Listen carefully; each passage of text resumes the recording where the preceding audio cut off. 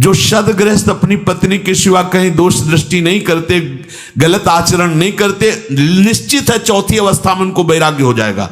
अगर वो व्यभिचार प्रवृत्ति से युक्त रहे तो नहीं होगा, नहीं तो धर्म का स्वभाव है राग रहित कर देना। कोई भी हो, कहीं भी हो, प्रभु का अंश प्रभु में ही होता है। जब हम ये स्वीकार करेंगे तो काफी बल हम में आ जाएगा इस माया से लड़ने का। और जब हम ये स्वीकार करते हैं कि हम देह हैं, तो फिर भोग हमें परास्त कर देते हैं, ये काम क्रोध आदि हमें परास्त कर देते हैं। प्रभु कह रहे हैं इच्छा द्वेष समुत्थेन द्वंद्व मोहेन भारत सर्वभूतानि सम्मोहम् सर्गे यान्ति परन्तप। हे भरतवंश में प्रकट हुए अर्जुन, ये जो इच्छा है, ये भोग लूं, ये देख लूं, ये पालूं, प्राकृतिक, इस संसार के दृश्य देखने की, संसार के भोग भोगने की, संसार के मान प्रतिष्ठा की कोई भी इच्छा, सबसे बड़ा बाधक भाव ये इच्छा ही है। जो महापुरुष भजन करके भगवत स्वरूप में स्थित होते हैं, बिना इच्छा के सब कार्य चलते हैं। वो इच्छा वाला नहीं, उनको नहीं जान सकता। उसके हृदय में निरंतर प्रभु प्रकाशित होकर क्रीड़ा करते हैं, जिसके हृदय में कोई भी भोग इच्छा नहीं होती। जाहि न चाही कबहु कछु तुमसन सहज स्नेह बसहु निरंतर तासुर सोराउर निज गेह। हे प्रभु, जिसे कभी कुछ पाने की इच्छा नहीं है, आपसे सहज में प्रेम है, उसका हृदय आपका निज घर होता है। आप वहां निरंतर वास कीजिए, वो आपका घर है। श्री वाल्मीकि जी महाराज कह रहे हैं। यहां श्री भगवान कह रहे हैं ये इच्छा ही जीव के बंधन का कारण है। यहां तो इच्छाएं समुद्र की तरंग की तरह अटखेलियां कर रही हैं। जैसे समुद्र में अनंत तरंगे, ऐसे अनंत इच्छाएं, एक दो इच्छा है, अनंत इच्छाएं, ऐसा हो जाए, ऐसा हो जाए, ऐसा हो जाए। अगर कहीं प्रारब्ध वशात भगवद इच्छा से ऐसा हो भी जाए तो और भी इच्छाएं, इच्छाओं का कभी अंत नहीं पाया गया। इच्छा त्याग से ही इसका अंत होता है। इच्छाओं की पूर्ति से कभी भी किसी की इच्छा रुकी नहीं है, आज तक इतिहास साक्षी है। हमारी इच्छा पूर्ति हो जाए तो हम फिर भजन करने लगेंगे, ऐसा सोच केवल हो सकती है। पर जहां वो इच्छा की पूर्ति हुई, ताओं और इच्छाएं प्रकट हुई और उसमें फंस गया। इच्छा और द्वेष, ये जिसके हृदय में रहते हैं, भगवान के समीप रहने पर भी उन्हें नहीं देख पाता है, और उसे फिर ना चाहते हुए द्वंद्वों में पिसना पड़ता है। सुख दुख, लाभ हानि, जय पराजय, हर्ष शोक, जन्म मृत्यु, ये सब द्वंद्व हैं। ना चाहते हुए भी उसे इसमें पिसना पड़ेगा। जिसके अंदर भोगों की इच्छा है और दूसरों से द्वेष है। संपूर्ण प्राणी इसी मूढ़ता को लेकर अनंत काल से दुख भोग रहे हैं, जन्म मरण को प्राप्त हो रहे हैं। मेरे समीप रहने पर भी वो मेरा अनुभव नहीं कर रहे। स्पष्ट भगवान कह रहे हैं कि ये इच्छा और द्वेष, इच्छा को ही राग कहा गया है। ये राग द्वेष ही संपूर्ण सृष्टि को बांधे हुए हैं। इच्छा और द्वेष जिसके हृदय में है, वो द्वंद्व में सदैव पिसता रहता है। कभी लाभ हो गया तो हर्ष से फूला नहीं समाता, कभी शोक हो गया तो बहुत दुखी हो जाता है। ऐसे ही पूरा जीवन व्यतीत हो जाता है। कहीं सम्मान मिला तो सुखी हो गया, अपमान मिला तो दुखी हो गया।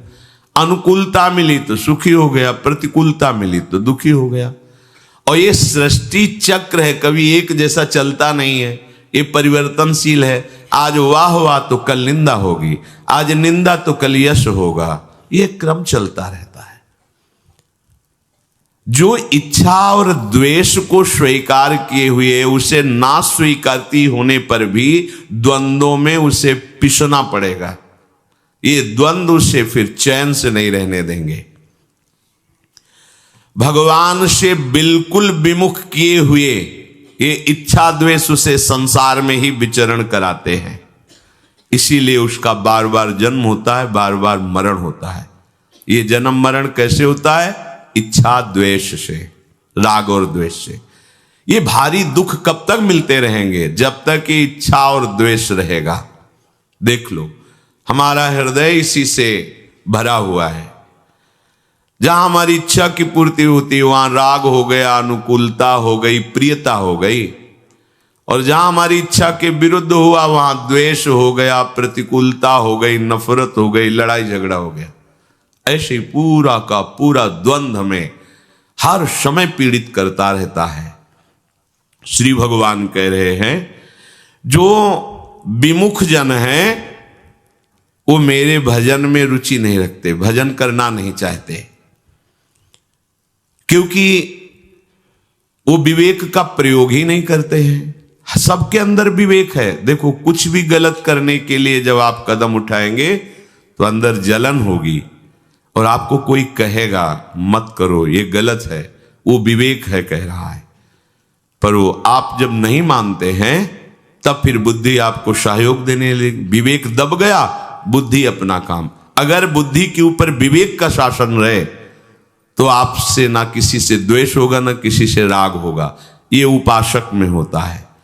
जो भगवत सन्मुख उपासक भजन परायण होता है उसकी बुद्धि विवेक के शासन में रहती है सबके विवेक, पर वो विवेक का आदर ना होने के कारण बुद्धि स्वतंत्र रूप से निर्णय करती रहती है और वो नाना प्रकार के द्वंद्वों में फंस जाता है, पिसता रहता है। मनुष्य की प्रवृत्ति और निवृत्ति पशु पक्षियों की तरह नहीं होनी चाहिए, विवेक से होनी चाहिए। पशुओं को भोग दिखाई दिया, टूट पड़े, परिणाम क्या है? कोई मतलब नहीं। ध्यान दीजिए, आपको विवेक मिला है, सामने कोई अनुकूलता दिखाई दे रही, कोई भोग दिखाई दे रहा है, कोई इच्छा की पूर्ति दिखाई दे रही, तो विवेक से पहले सोचिए ये कहीं अधर्म तो नहीं है, ये जो मैं करने जा रहा हूं कहीं पाप आचरण तो नहीं है, ऐसा तो नहीं शास्त्र विरुद्ध आचरण मेरे द्वारा ये होने जा रहा है। विचार कीजिए, क्योंकि पशु में विचार नहीं होता, मनुष्य में विचार करने का अवसर दिया गया है। यदि आप विचार नहीं करते और भोगों में टूट पड़ते हैं तो आप और पशुओं में फिर क्या अंतर रह गया? फिर इस मनुष्य देह की दुर्लभता क्या रही? मनुष्य अपने विवेक को महत्व ना दे करके इच्छा का महत्व देता है। बहुत भगवान बोल रहे हैं, इसलिए सत्य विषय। अंदर से विवेक हमें उपदेश करता है, हम उसका आदर नहीं करते, हम अपनी इच्छा का आदर करते हैं। जब तक मनुष्य अपनी इच्छा का आदर करता रहेगा, विवेक का अनादर करेगा, तब तक उसकी ये बार बार जन्म मरण परंपरा रुकेगी नहीं। इसका मतलब ये समझ में आया कि उपासना का मतलब है इच्छा को मिटा देना। इच्छा को मिटाना बड़ा कठिन है, तो समर्पित कर दो, श्री हरि को समर्पित कर दो। आप देख लेना प्रभु, मेरी तो इच्छा ये है, पर आपकी इच्छा क्या है आप देख लेना। अगर आपको उचित लगे तो पूर्ण कर देना, अनुचित लगे तो मेरे मांगने पर भी कभी पूर्ण मत करना। तो ऐसे सर्वज्ञ भगवान को अपनी इच्छा दे देने से हम इच्छाओं से मुक्त हो सकते हैं।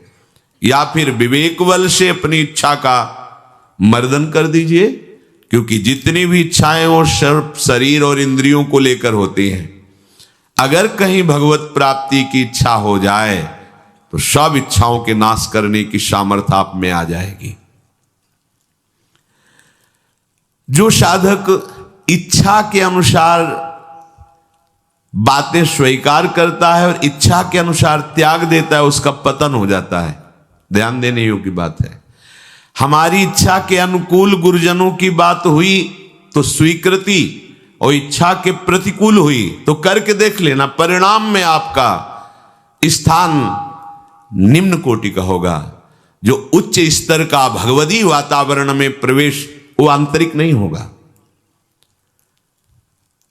आंतरिक प्रवेश तभी होता है अध्यात्म में जब जोई जोई प्यारो करे सोई मोहि भावे।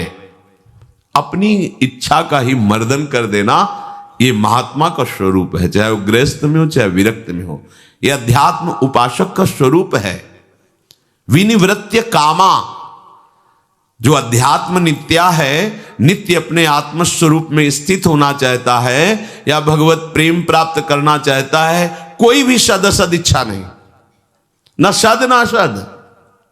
विनिवृत्त कामा, तो अपने आप देखो इच्छा खत्म तो द्वंद्व विमुक्ता, समस्त द्वंद्वों से मुक्त हो जाता है। बिल्कुल सत्य सिद्धांत।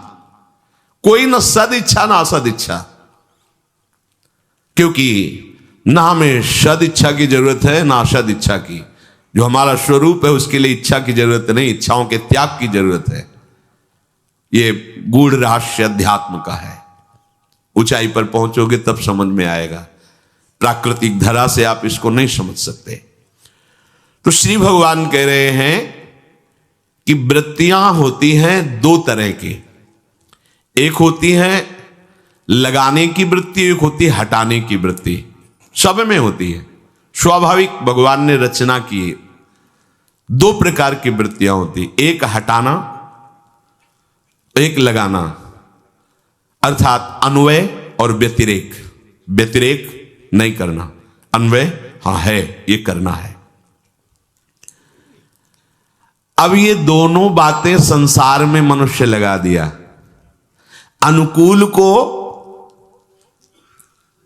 लगाने में स्वीकार कर लिया और अपनी इच्छा के प्रतिकूल को हटाने में बात बिगड़ गई। एक वृत्ति है हटाना, एक है लगाना। दोनों अनुकूलता को लेकर के वो कर रहा है। देखो अंतःकरण धर्म के अंतर्गत देखो, जो उसे प्रिय लगता है उसमें तो वृत्ति लगाता है, जो अप्रिय लगता है उससे वृत्ति हटा देता है। यह संसारिक ही है। हटाना और लगाना कहां से हमें प्रमाण होगा? प्रभु में वृत्ति लगाना है और भोगों से वृत्ति हटाना है। शास्त्र की गुरु की आज्ञा में वृत्ति लगाना है और उनके विरुद्ध आचरणों में वृत्ति हटाना है। ये तो हुआ सही प्रयोग इसका। पर हम लोग क्या करते हैं, मन की इच्छा में लगाना है और मन की इच्छा के विरुद्ध हटाना है। वो इच्छा में ही विचरण कर रहा है, हटाना लगाना उसका कोई महत्वपूर्ण नहीं हुआ। संसार से राग रहित तो होना ही हमारे जीवन का परम लक्ष्य होना चाहिए। जब वृत्तियां दोनों प्रकार से हम संसार में ही लगा देते हैं तो हमारे अंदर द्वंद्व प्रकट हो जाते हैं और इन्हीं द्वंद्वों में हम बहुत काल से पिसते चले आ रहे हैं। और यदि हम ऐसा प्रयोग करें हटाने लगाने का कि बार बार हमें नाम जप करना है और नाम से जो वृत्ति विषय भोगों की आदि आदि संसार की नाम से हटाती है, हमें उसको हटाना है, तो बहुत जल्दी संसार से वैराग्य और भगवान से प्रेम और अपने स्वरूप का बोध प्राप्त हो जाए। भटकने की जरूरत नहीं, ध्यान दीजिए। यदि हम हटाने की वृत्ति और लगाने की वृत्ति दोनों इच्छा के अनुसार रखेंगे तो संसार ही हाथ लगेगा। और यदि हम लक्ष्य पे रखेंगे, लक्ष्य है हमारे श्यामा श्याम, इनका नाम, इनके रूप, इनकी लीला, इनके धाम में वृत्ति लगाना है और जो भोग, जो व्यक्ति, जो विषय, जो दृश्य इनसे हमें हटा दे उससे वृत्ति हटाना है। बहुत जल्दी हमें संसार से वैराग्य, आराध्य देव से प्रेम और स्वरूप का ज्ञान, तीनों एक साथ होते हैं। जैसे जैसे आपका चिंतन बढ़ता जाएगा वैसे वैसे स्वरूप का बोध और भगवान की झांकी आंखों में आने लगती है, तभी प्रीति होती है, विकलता बढ़ती है और संसार की निस्सारता उसके अनुभव में आने लगती है। सार इसमें केवल श्री भगवान है, अन्यथा कुछ नहीं है। जब हम राग का पोषण करते हैं तभी द्वेष की गुंजाइश होती है। द्वेष की कोई अलग से सत्ता नहीं है। हम जिस व्यक्ति से, वस्तु से, भोग से राग करते हैं, इच्छा करके भोगते हैं, और जब वो हमारे अनुकूल नहीं होता तो हमें द्वेष हो जाता है। द्वेष की अलग कोई सत्ता नहीं है, वो राग से ही प्रकट होता है। पहले राग होता है, फिर द्वेष होता है। अगर राग ना हो तो किसी से द्वेष होगा ही नहीं। इसीलिए जो भगवत प्रेमी महात्मा हैं उन्हें अजात शत्रु कहा गया है। हरिवंश नाम लीन जे अजात शत्रु ते सदा, प्रपंच दंभ आदि दे तहां कछु न पेखे। जो निरंतर नाम रूप में डूबे हुए हैं उनका किसी से राग ही नहीं, इसलिए किसी से द्वेष नहीं। तो वो क्या हुए? अजात शत्रु, अर्थात त्रिभुवन में कोई भी एक भी शत्रु उनका नहीं होता, जो भगवत प्रेमी महात्मा होते हैं। जब हमारा राग द्वेष का रूप धारण कर लेता है तो बड़ी हिंसात्मक वृत्तियां जागृत होती हैं। प्रायः इसी में सब विचरण करते हैं। हमने तुम्हें इतना प्यार दिया, इतना दुलार दिया, और तुम हमारे प्रतिकूल हो गए। राग अब द्वेष में देख लो, आंख खोल के देख लो, संसार में यही हो रहा है। इतना वो पाप रत हो जाता है कि कोई गुंजाइश ही नहीं रह जाती उसके कल्याण की, मंगल की। एकदम घोर अपवित्र हृदय हो जाता है। फिर ऐसे लोग संतों को, भगवान को, शास्त्रों को जो मन में आया सो बोलते, क्योंकि मलिनताकरण है। फिर भगवान की तरफ चलने का अवसर ही माया नहीं देती। पूज्य पंडित गया प्रसाद जी महाराज के वचन अपने लाला की तरफ इशारा करके कहते कि अगर इन्होंने तुम्हें भजन का समय दे दिया है ना, तो इनसे कुछ मत मांगना, इनके पास इससे बढ़कर देने के लिए कुछ नहीं। अर्थात ये जितना मायाकृत वैभव है, इससे सबसे श्रेष्ठ फल है कि हमें समय दे दिया गया भजन करने का। नहीं तो माया भजन करने का समय ही नहीं देती। अगर समय दे दिया गया तो अब बर्बाद मत करो, कोई इच्छा मत रखो, अपने जीवन को अपने हाथ में मत रखो प्यारे। मान लो, अपने जीवन को समर्पित कर दो। आप जैसे चलाओ वैसे चलूंगा, जैसे रखो वैसे रहूंगा। साधना का फल यही है, अस्तित्व मिटा देना। पर बलिहारी भगवान की माया की कि वो अहम वृत्ति, मेरे पास सारी सुविधा है, मैं अधीन नहीं हो सकता, वही सुविधा उसकी दुर्गति का एक दिन कारण बनेगी। जिसने समस्त सुविधाओं का त्याग करके एकमात्र भगवान का आश्रय ले लिया अंदर से, वही इस माया पर विजय प्राप्त करता है। कहीं भी अन्य आश्रय प्रभु के सिवा, कहीं किंचन मात्र भरोसा, वो जाकर के तुम्हें ऊंचाई से फिसला के नीचे खड़ा कर देगा। कभी कभी ऐसे लोगों को सत्संग की बातें भी भगवान कृपा करके सुनने का अवसर देते हैं, शास्त्र पढ़ने का भी अवसर देते हैं, अच्छी बातों पर विचार करने का भी अवसर देते हैं। पर उनके मन में राग होता है भोगों का। अहम की वृत्ति इतनी गहरी बैठी होती है कि वो इन बातों को पढ़कर सुनकर भी हृदय में बिल्कुल नहीं धारण कर सकते। वो करेंगे मनमानी ही, वो अपनी अनुकूलता के अनुसार ही करेंगे। और जब तक ये अनुकूलता प्रतिकूलता है तो इसी का नाम द्वंद्व है। द्वंद्व है तो राग है, इच्छा है, इच्छा है तो देहाभिमान है, देहाभिमान है तो हाथ कुछ नहीं लगा अभी तक। ये देहाभिमान जितना गलित होता है उतना ही साधना में कुछ प्राप्त हुआ है। पूज्यपाद सिउड़िया बाबा जी महाराज, जिनका मन एकाग्र है, जिनको किसी नवीन भोग भोगने की इच्छा नहीं है, जिन्होंने अपना पूरे जीवन का भार प्रभु के चरणों में समर्पित कर दिया, योगक्षेमं वहाम्यहम् केवल अनन्यश्चिन्तयन्तो माम, वो देहाभिमान रहित महापुरुष परम पद को प्राप्त होते हैं। जब उपासक प्रतिकूलता को हटाना खास बात समझ लेता है और अनुकूलता को भोगना खास बात समझ लेता है, तो वो परमार्थ का पथिक नहीं, वो केवल जीवन निर्वाह कर रहा है। ध्यान दीजिए, अनुकूलता को भोगना, प्रतिकूलता को हटाना, ये साधक का कार्य नहीं है, ये सांसारिक पुरुष का कार्य है। भगवत भजन को बढ़ाना और संसार के चिंतन को हटाना, यह साधक का कार्य है।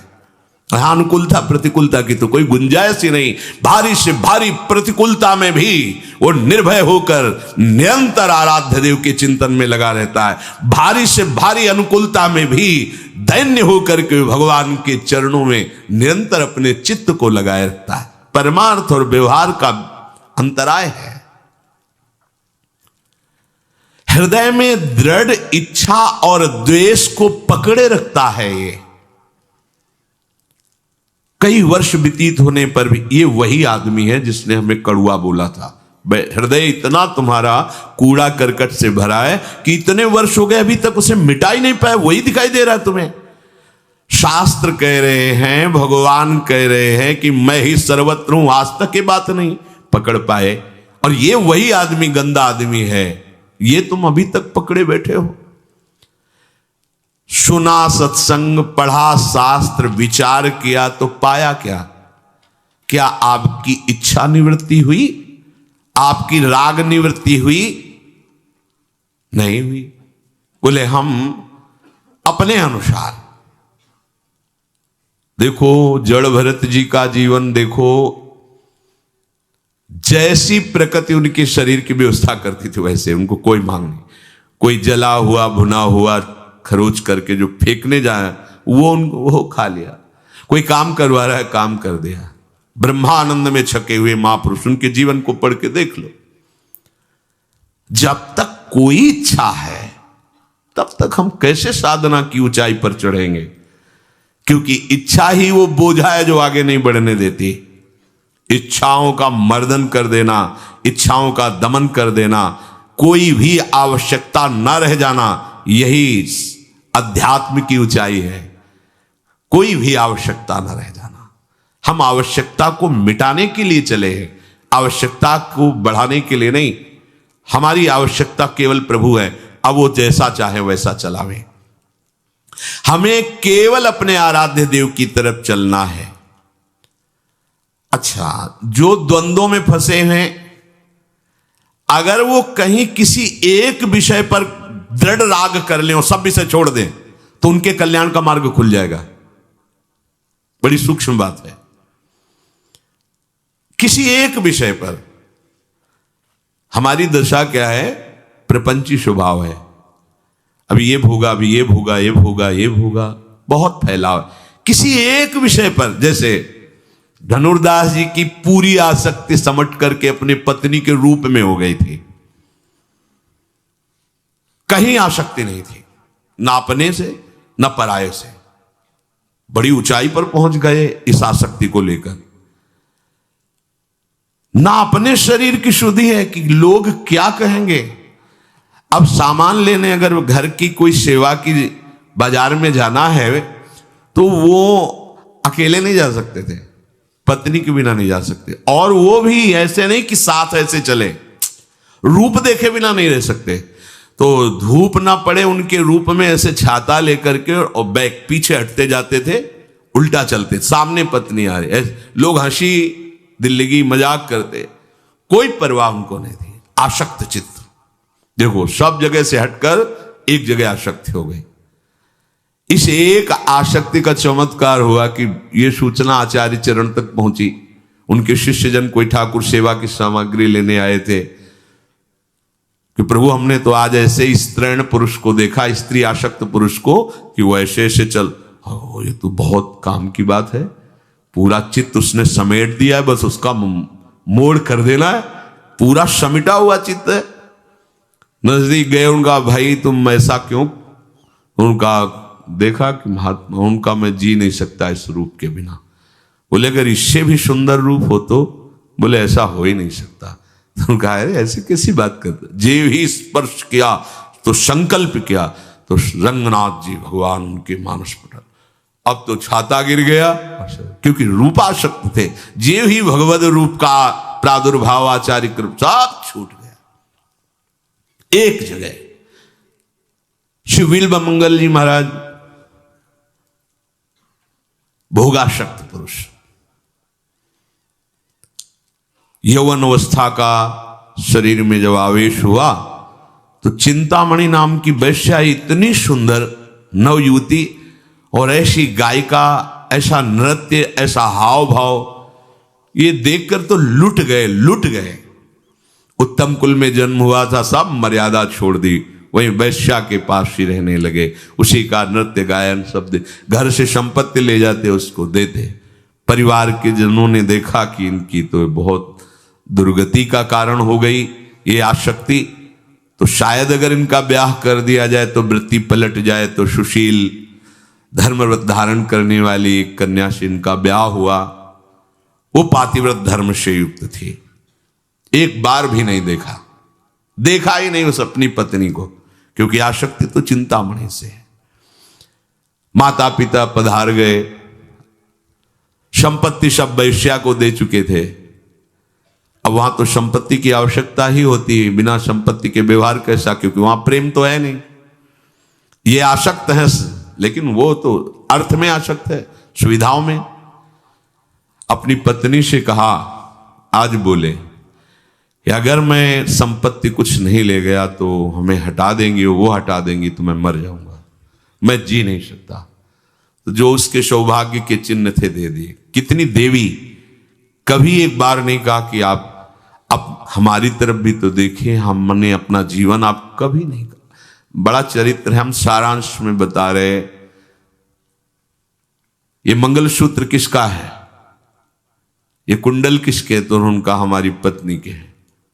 धिक्कार तुम्हारे जीवन को, और धन्य है तुम्हारी वो अर्धांगिनी जो तुम्हारे सुख के लिए ऐसा समर्पण करती। अब आगे कहां से धन लाओगे, और नहीं, निकल जाओ हमारे यहां से, तुम्हारे जैसे पुरुष की हमें आवश्यकता नहीं। ऐसी आसक्ति जो हम पर किए हुए हो, अगर श्री कृष्ण पे करते तो तुम्हारा कल्याण हो जाता। भाग यहां से, अर्थविहीन की हमारे यहां कोई जरूरत नहीं। भगवान ही उसकी जबान पर बैठकर बोल रहे थे। सोचो, जिसकी ऐसी आसक्ति और वहां से धक्के मार के निकाल दिया गया हो, उसकी हालत क्या होगी।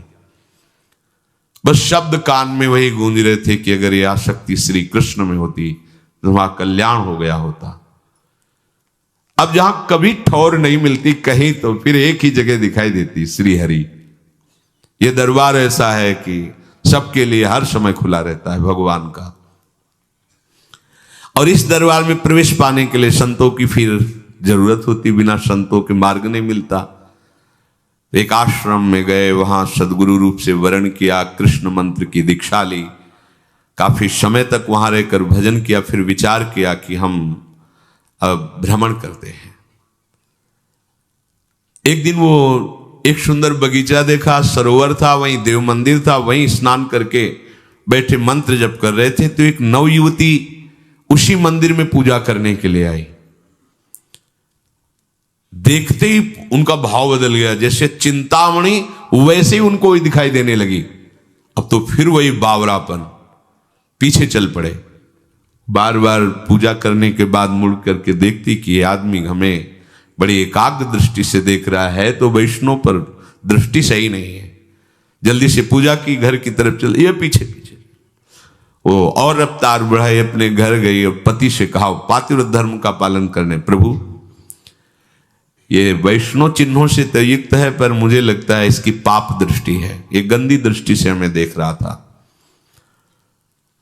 तो जो धर्म का पालन करने वाले होते बड़े गंभीर होते हैं। उन्होंने कहा, तुम अंदर जाओ, ये वैष्णव चिन्हों से युक्त है, इसका अनादर तो नहीं कर सकते। दरवाजे पर आया है, हम इससे प्री भाषण करेंगे, तुम्हारी कोई हानि तो हुई नहीं है।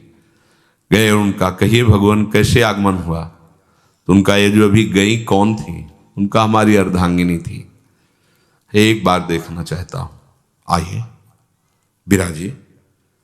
कितने धर्मात्मा थे वो, धर्म को जानने वाले थे, अतिथि भावना की रक्षा करने वाले थे। बैठे, पत्नी से कहा, तुम उनके सामने जाइए, वो देखना चाहते हैं तुम्हें।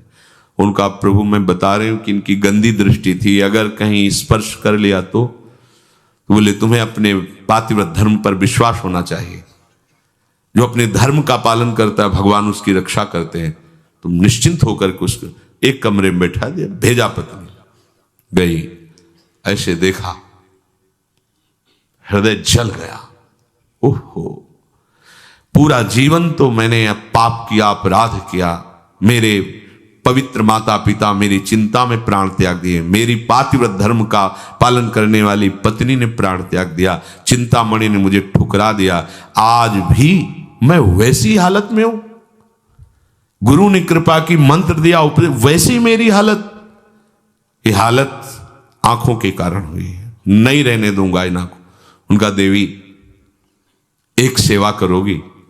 हां बोली, 2 सुई लाकर मुझे दे दो। पति से कहा कि उन्होंने कहा 2 सुई लाकर दे दो।